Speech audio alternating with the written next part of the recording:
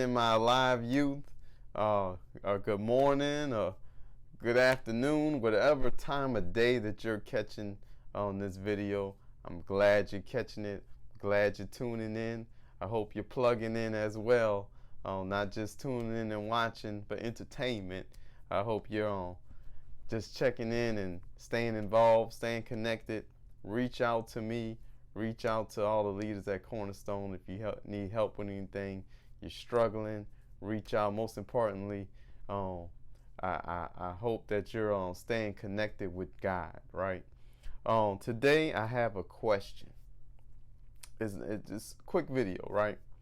Y'all, as many of you know, I have one daughter. She's 5 years old now, right?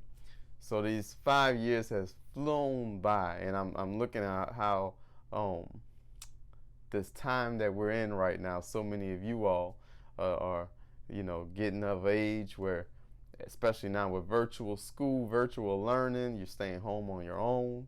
Even if you are going to school, you get into that age where moms and dads, they could leave you alone.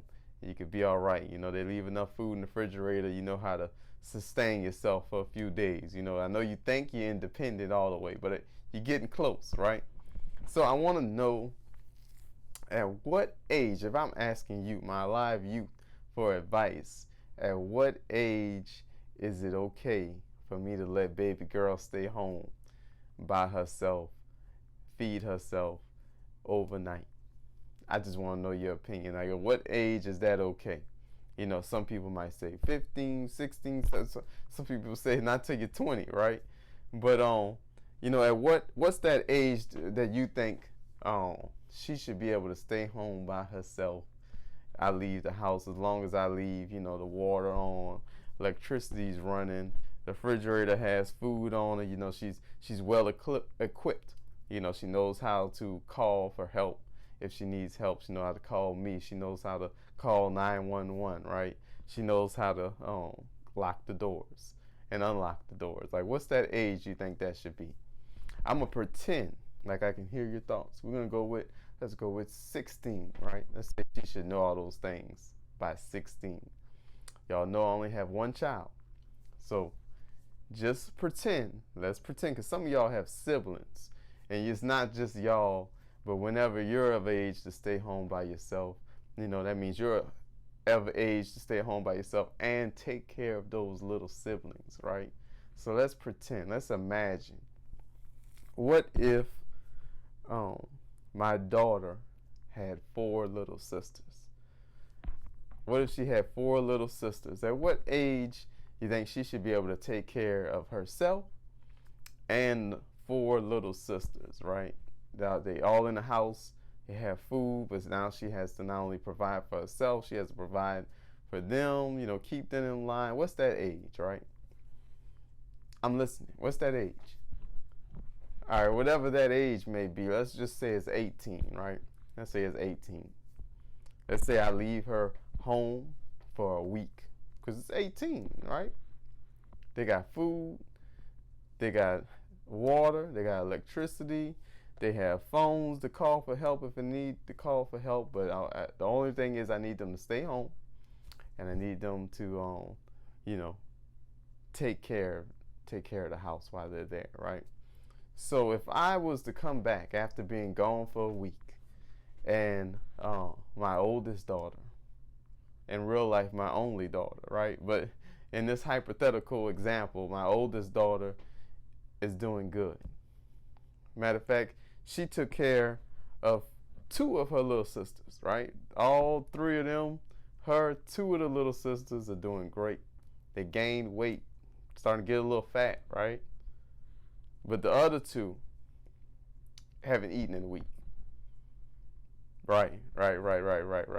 She took care of 2 of them, but the other 2 didn't get no food. Who do you think I'm going to be upset with when I get home? Who's responsible? Yeah, who's responsible? You home, you have food, but you only take care of 2 of your siblings, but you let the other 2, go without food for a whole week. Who would your parents be upset with if they left you home, and they came back, and you sit there and didn't take care of your siblings, and then let them eat any food, right?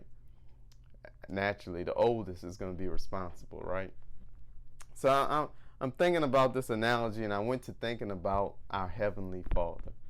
Our Heavenly Father has put us here in this world.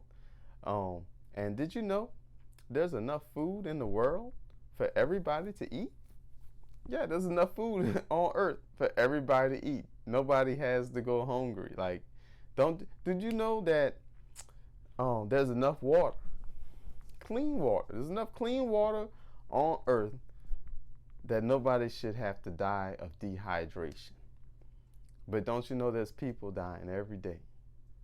Malnutrition, dehydration, contaminated water. Absolutely. You see where I'm going with it. You see where I'm going with it.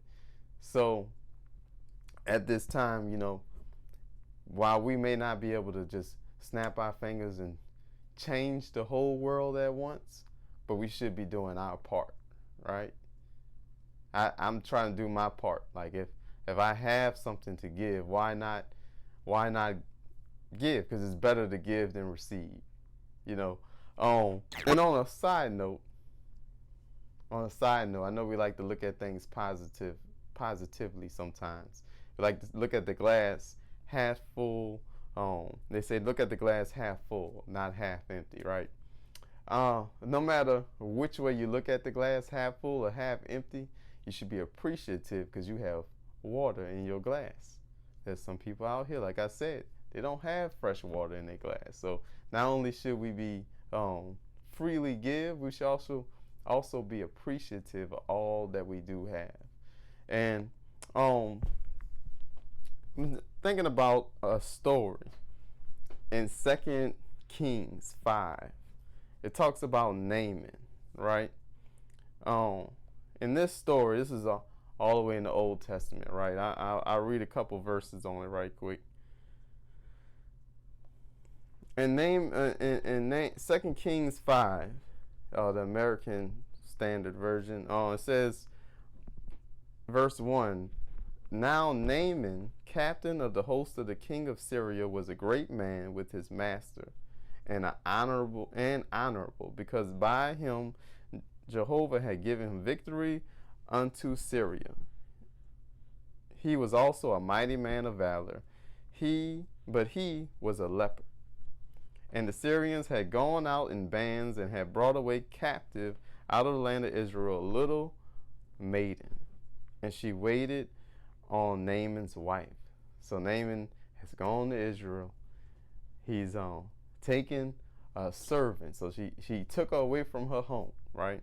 And she now has to serve his wife. That doesn't sound cool, right? That doesn't sound good at all. It sounds like slavery. That's what it sounds like to me, right? So look at this. And she said unto her mistress, would that my Lord were with the prophet that is in Samaria, then would he recover him of his leprosy.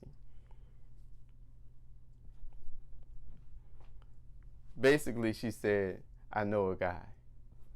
She said, I know a guy. Like, I see you got this skin disease. And she said, I know a guy. She told him about the prophet that's in her homeland, right? She told him about the prophet Elijah. Make sure I got that right. Elijah. Not Elijah, Elisha. I'm getting better. I'm working on it. So I'm not going to go through the entire story, but you catch the entire story in 2 Kings 5. But basically, to make a long story short, he listens to the servant girl. He listens to the servant girl, and he goes find Elijah. He listens to Elijah's instructions. He gets healed.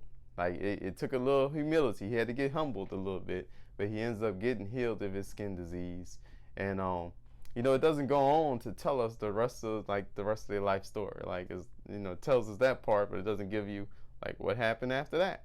Or what happened to the servant girl? Like was she hooked up or not?